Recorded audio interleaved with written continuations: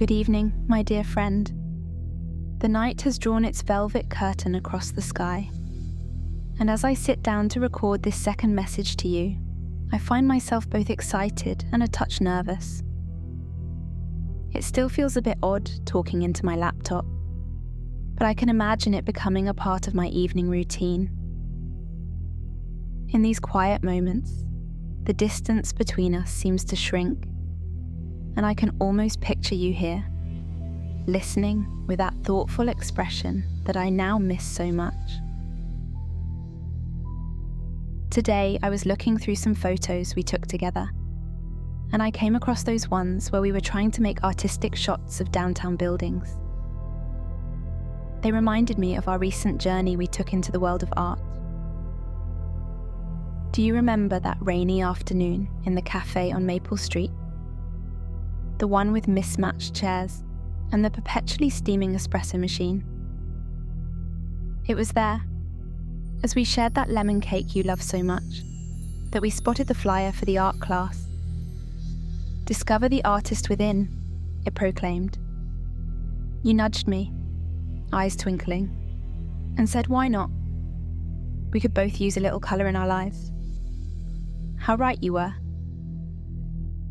For days afterward, we debated whether to enroll. Our conversations were filled with equal parts excitement and trepidation. What if we're terrible? I remember asking you over the phone one evening. You laughed that warm, reassuring laugh of yours, and said then we'll be terrible together, and at least we'll have fun doing it. Your words, as always, were the gentle push I needed. The night before our first class, we called each other, both admitting to our nerves. Remember how we laughed at ourselves, two grown adults fretting over paint and brushes, like children before their first day of school? We made a pact then, to approach this adventure with open hearts and minds, to support each other through every wobbly line and mismatched colour. As we stepped into the studio that first evening, the scent of linseed oil and turpentine enveloped us. You squeezed my hand before we found our easels, you choosing one by the window, me settling nearby. Blank canvases gleamed in the warm light, worlds of possibility contained in their white expanses. Our instructor, Elaine, was a wisp of a woman with silver hair that seemed to catch and reflect every colour in the room. Her eyes sparkled with vitality as she welcomed us. You're here because something inside you yearns to create, she said. Today we begin the journey of discovering that spark and nurturing it into a flame. Elaine guided us through the basics: how to hold a brush, mix colours, create textures. With each stroke, each blend of pigment, I felt something unfurling within me. It was clumsy at first, but as the evening wore on, I found a rhythm, a dance between brush and canvas that felt as natural as breathing. We were tasked with painting a simple still life, a bowl of fruit bathed in golden light. As I worked, I found myself lost in the play of light and shadow, the subtle gradations of colour I'd never truly noticed before. When I stepped back to survey my work, I felt a surge of pride and joy. It wasn't about creating a masterpiece, it was about the act of creation itself. As we cleaned our brushes, a buzz of excited chatter filled the room. To my left was Thomas, a young man with hands that bore the calluses of manual labour. To your right was Margaret, an elderly woman whose eyes held a lifetime of stories. We formed a quick bond with them, often staying late to share stories and insights. Remember how Margaret's tales of her travels inspired that series of miniature landscapes you created, and how Thomas's dream of becoming an architect sparked that fascinating discussion about the intersection of art and functionality. As the weeks passed, we shared not just techniques, but pieces of ourselves. Through our paintings, we began to express feelings and thoughts we'd long kept hidden. Your abstract emotions, captured in colour and form, were a beautiful counterpoint to my impressionistic daily scenes. Elaine watched our progress with the proud eye of a parent, always encouraging us to trust our own vision.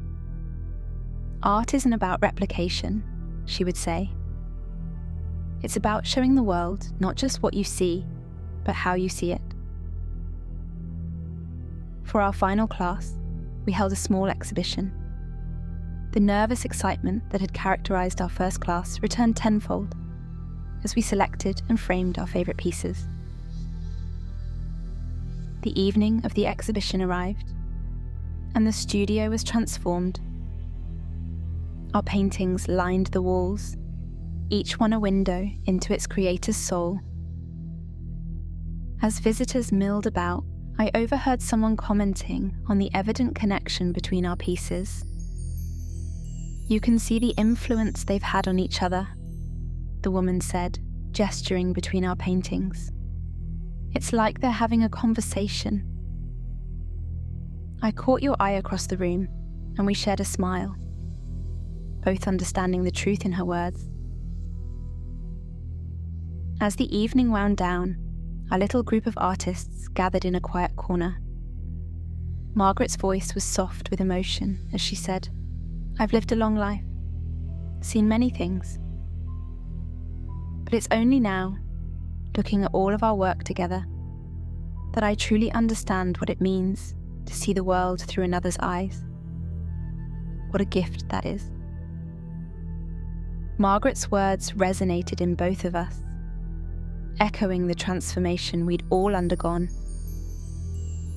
I glanced at your latest piece, a swirl of blues and golds that somehow captured the essence of our shared journey. It struck me how far we'd come from those first tentative brushstrokes. Thomas chimed in, his voice rough with emotion. "I never thought I'd see the world like this. It's like I'm seeing everything with fresh eyes." Elaine, who had been quietly observing, stepped closer. "This," she said, gesturing to our circle, "this connection, this growth, is the true masterpiece you've created here." Her eyes shimmered with pride as she looked at each of us in turn. As we began to pack up, the air was thick with a bittersweet mix of accomplishment and reluctance to see our time together end. But I knew that the friendships forged here, the new way of seeing the world, would stay with us long after the paint had dried. Now, as I sit here in the quiet of my room, surrounded by the art supplies we've accumulated since then, I can't help but marvel at the journey we've been on. I've learned that art is more than just putting paint to canvas. It's about seeing the world with new eyes, about having the courage to express your unique vision, about finding your tribe of fellow dreamers and creators. I haven't created much of anything since you left, but one of these days I will pick up the brushes again and see where it leads. Thank you for being there, my dear friend, through every brushstroke and colour mix. As you drift off to sleep tonight, I hope you see the world through the artist's eye we've developed together. What new perspectives might we discover in our next adventure? What colours dance in the shadows of your dreams? What stories are etched in the faces you see every day? Sweet dreams, and may your night be filled with the vibrant colours of our shared experiences and the countless canvases yet to come.